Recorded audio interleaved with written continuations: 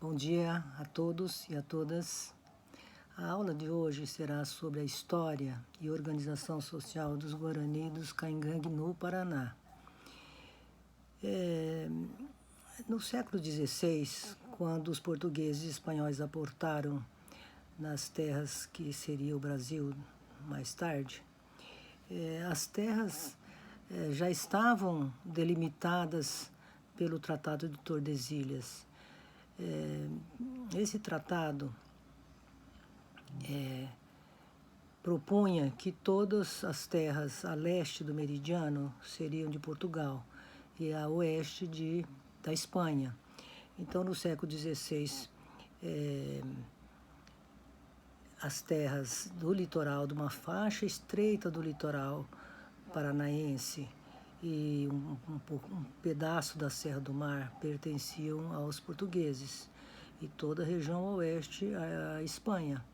Então, os espanhóis subiram pelo Rio da Prata até a Bacia do Paraná e encontraram nas duas margens do rio muitas comunidades guarani. E ali, então, na região de Guaíra e Guairá, foram fundadas as primeiras vilas. E no século XVII, os missionários espanhóis jesuítas estiveram, então, visitando também esses Guarani e fundaram, né, na região que seria depois o estado do Paraná, nas principais bacias, 13 reduções jesuíticas, entre 1610 e 1628. Mas em 1628 e 29, os bandeirantes paulistas destruíram essas reduções e levaram a maior parte dos índios Guarani como escrava em São Paulo. Mas uma outra parte fugiu para o Rio Grande do Sul junto com os missionários. E ainda havia uma terceira parte, que eram os índios que não viviam nas reduções, que preferiram viver livres, né? Então, esse grupo, ou parte pelo menos desse grupo, permaneceu, né? De modo que o século XVII já pode ser considerado assim, como os Guarani conquistados, né? Então, os Guarani já estavam pacificados e não representavam mais um obstáculo para a expansão europeia. Agora, os Caingangue, no século XVI, eles estavam mais próximos da Serra do Mar, mais a leste, então, né? E eles estavam sofrendo as investidas dos portugueses que adentravam o interior pelo litoral, né? Porque justamente essa faixa era de Portugal. Então, os Caingangue foram se refugiando para o interior, na direção oeste, e eles ocuparam as principais bacias nas mesmas regiões onde antes haviam as reduções jesuíticas. Então, o século XVIII vai encontrar a maioria deles nessas regiões e se tornaram maioria, né? Os Guarani se tornaram minoria, os que sobraram. Só que o século XVIII também coincide que o governo imperial resolve ocupar os Campos Gerais. E esses Campos Gerais estavam ocupados pelos Caingangue. Então, no século XVIII, eles preparam 13 expedições, 13 bandeiras que eles chamam, né? Mas eles foram derrotados pelos Caingangue. E somente em 1840 o governo retoma a conquista dos Campos Gerais, e agora com um certo sucesso. Então, até o final do século XIX, praticamente todos os Caingangue estavam conquistados, pelo menos no estado do Paraná. Mas havia, assim, alguns poucos resistentes nas bacias de Laranjinha e Pinhalzinho, mas eles foram conquistados em 1930. Todos eles, então, após a conquista, eles foram viver nos aldeamentos do Império e depois nos aldeamentos ou postos indígenas do governo republicano. De modo que os Caingangue e os Guarani, então, são conquistados. Mas eu ainda preciso falar, registrar, né, que em 1950, entre 1950 e 1960, ainda vivia um grupo livre, né, indígena, de língua tupi-guarani, que eram os Xetá.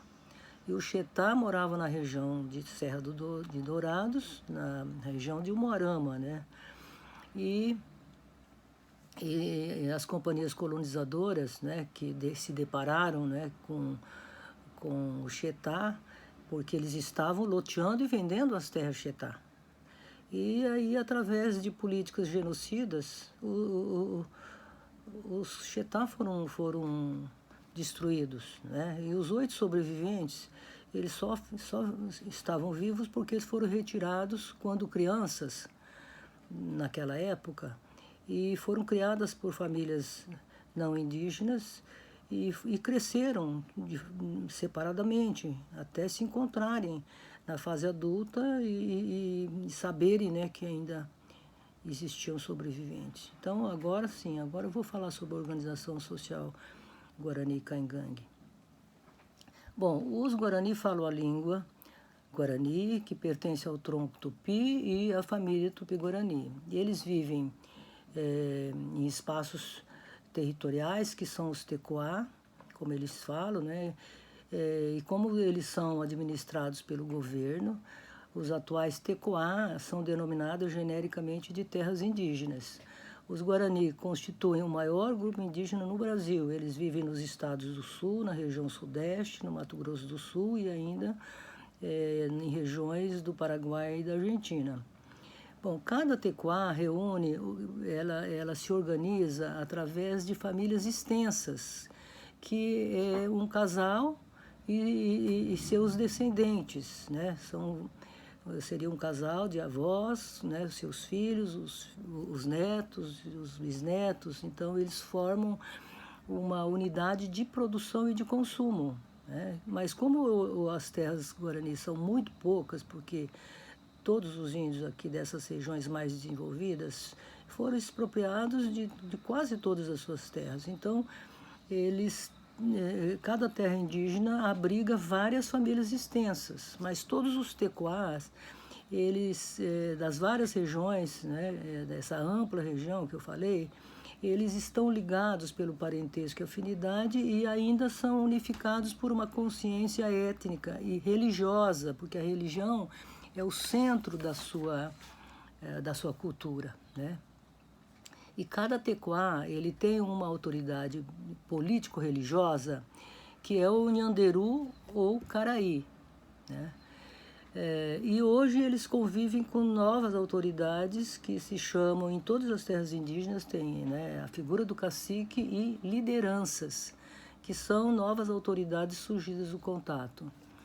Os Caingangue também se organizam em famílias extensas, também são várias gerações descendentes pela linha patrilinear, como os Guarani, e a pessoa mais idosa do grupo, né, é a autoridade familiar.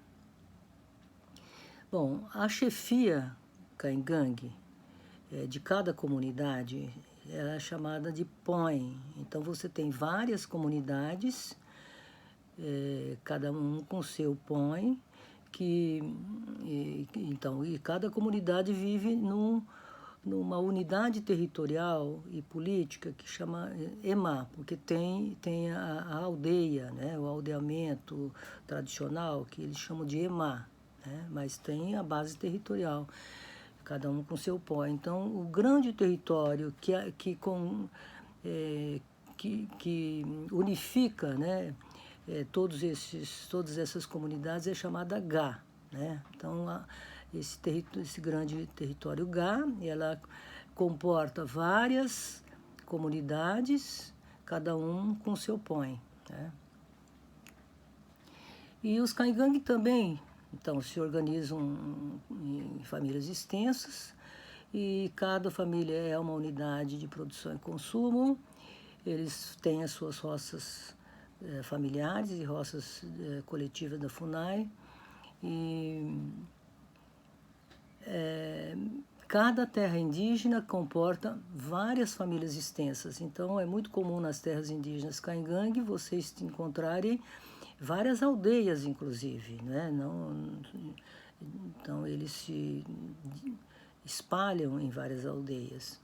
Bom, da mesma forma que os Guarani e os Caingangue não são mais autossuficientes nas suas terras indígenas, e eles então têm que sobreviver vendendo a sua força de trabalho como assalariados e também recebendo cestas básicas e vendendo seu artesanato, né? Agora, mesmo administrados pelo governo, né?